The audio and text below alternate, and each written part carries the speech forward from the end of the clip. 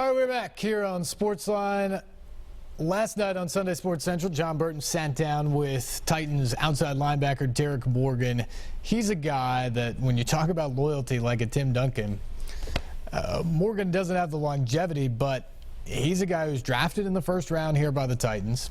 He was expected to do big things. He's had some injury issues. He's stuck through it. He's played on teams that, as he said, hasn't sniffed the playoffs really in the time he's been around. He's stuck with the team. He's re-signed here in free agency when he had the opportunity to go to several other places. And he learned a new defense, a new position, going from defensive end to outside linebacker. He had a lot of optimism last year, I know, with Dick LeBeau around in that 3-4 and Brian Arakpo on the other side, that was going to be the year, and then he got shut down in the middle of the season with a shoulder injury, and the team obviously struggled to 3-13. But you feel this whole team with Malarkey and John Robinson taking over in the front office, you just feel there is a level of energy about the Titans now that there hasn't been for a little while. Marcus Mariota in year 2 after showing promise last year. And Derek talked with John about just that, the excitement and getting set for the 2016 season. Derek, I think back to a conversation we had earlier this spring when I asked you about, the upcoming season and there being a lot of optimism, and we kind of joked about it. We both said, we seem to say this every year, and we got a good laugh out of it, but this year it feels different to us know-it-alls in the media. I wonder how the players feel. Yeah, we did have that conversation, we did have that laugh, and it's true to a sense, but seeing how the offseason and the draft, everything is unfolding, it gives you, it makes you justified to feel that way, because you see the moves that are happening, and, we're on board with everything that's happening, and we're in full support of the move. So, we have a healthy Marcus. You got DeMarco. You got Derek. So we got, we're adding some things on offense. We added some things on defense. So I think guys are just ready to get out of this rut we've been in for the last few years. And we feel like, success is not, we're not entitled to it, but we feel like we're about due just based off the way we work. And, we've been putting in work for so long. We got to see some fruits of our labor at some point. So we're ready. How about for you? Still a young guy, but, you've been in the league a few years. I mean, I imagine from your standpoint, it's kind of like, all right, we got to start winning. Let's get to the playoffs. Let's get this thing going. Something's got to give. Something has to give because I'm going into year 7, which I still don't believe that. I just turned 27, and I've been here since 2010. Seen a lot of turnover on my 4th head coach. Never even sniffed the playoffs. So I'm ready to, start seeing some type of success. I know a lot of guys like J. Mack, Craig Stevens, guys like that who've been here as well are ready to see some success. And we have a good nucleus of guys here, a good mix of older and younger talent.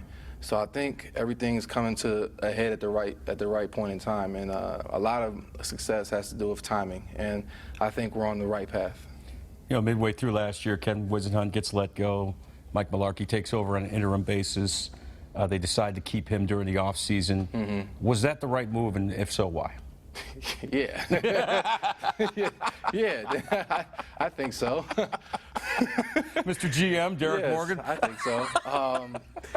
I mean, guys, Malarkey took over, and guys really respected the way he went about things, and he holds everybody accountable, and you need that. You need that. You can't show favoritism.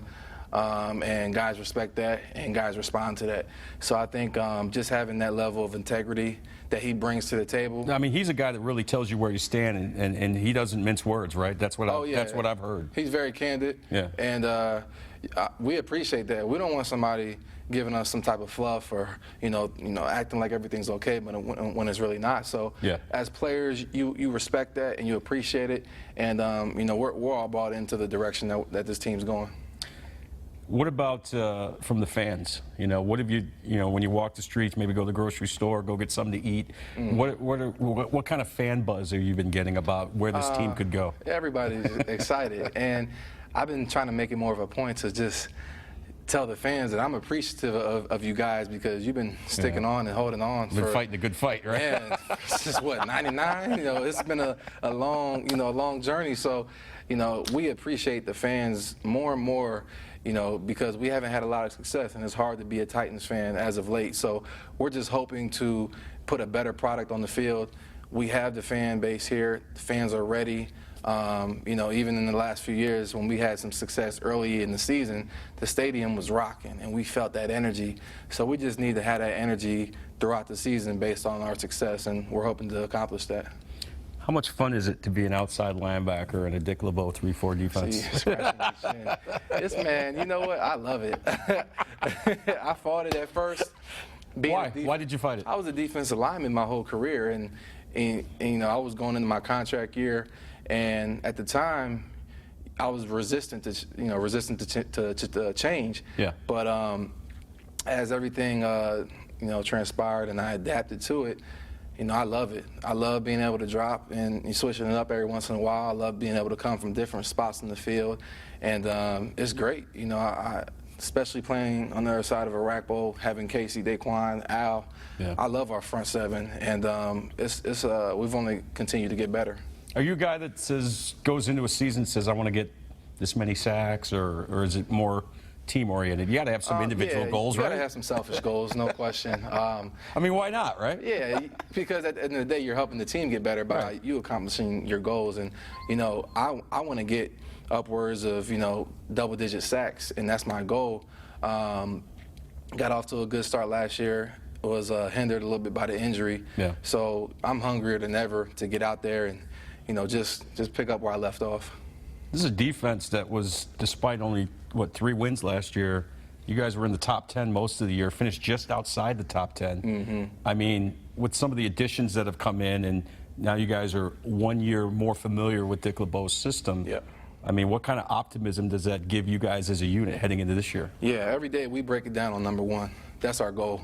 We were touching the top 5 for majority, about 9-10 games. We were top 3, top 5. So, we ended up at 12. We made a significant jump from the high 20s from 2014, but it's going to be that much harder to get up in that elite group of defenses from 12 to, the top 3, really number 1. So we know we have our work cut out for us, but like you said, with the additions, the chemistry, just the experience in the defense, we feel like it's an attainable goal. So that's what we're breaking down on. That's what our goal is as a defense. And how much of that is just influenced by Dick LeBeau? When he comes in and says, I expect us to be the number 1 defense in the NFL, that carries a lot of weight, doesn't it? Yeah, and he look at his track record. He's done it before. He's had a top defense numerous years in Pittsburgh. The scheme is proven. It's his scheme. So we are all the way bought in. We believe in what we can accomplish. We just have to go prove it. You mentioned, having a healthy Marcus Mariota, bringing in guys like DeMarco Murray, Derrick Henry, Ben Jones, improving the offensive line. Mm-hmm. You know better than I do in this league, you got to play complementary football. Do you feel this offense is built to play complementary football to what you guys bring to the defense? I think so. With more of an emphasis on running the ball, it's going to give us time to kind of just rest on the sidelines, just finish your Gatorade as opposed to being punt, So it's going to give us some more time to just kind of play our game on defense, rest. They're going to control the clock and, not put too much on Marcus, but still enable him to manage the game effectively. So, we gotta complement each other. You seem like such a laid-back, cerebral guy for a pro football player. What do you like before a game? Are you that guy that is banging your head against the locker and beating your chest? Banging on you know what I mean? Beating your chest before the game. You're just such a cool, laid-back dude, man. What do you like before a game? What do you like during a game?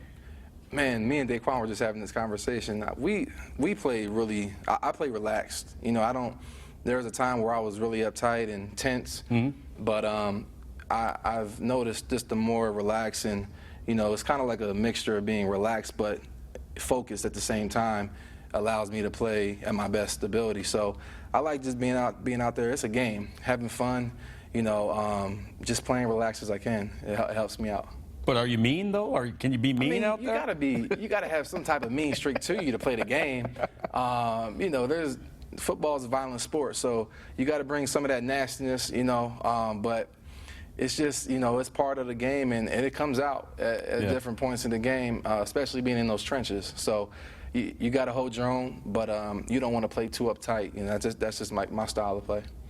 Well, I think you mentioned you were a little reluctant to the changes, but you made the decision to re-sign here and stay with the Titans. I mean, we all know football's a business; anything can happen. But would you like to see yourself finish your career as a Titan, and how important would it be for you to be a part of a Super Bowl winning Tennessee Titans team? That's why I'm here. We got to get to that Super Bowl. Got to get that ring. That's all we talk about. And to having re-signed here, being drafted here, to finish here with a ring would just be the icing on the cake, and I could ride off into the sunset. But it's football is year to year, but we have the parts here to do some special things, and I'm hoping that everything pays off. After you ride off into the sunset with that Super Bowl ring intact, what's next for you? Acting? What? Acting? Yeah. I don't think. Host a game show or something? I don't think that's you kind of look like a Hollywood guy. My future. You know what, man? I'm finishing up my MBA in business in 2 weeks. Congratulations. Appreciate it.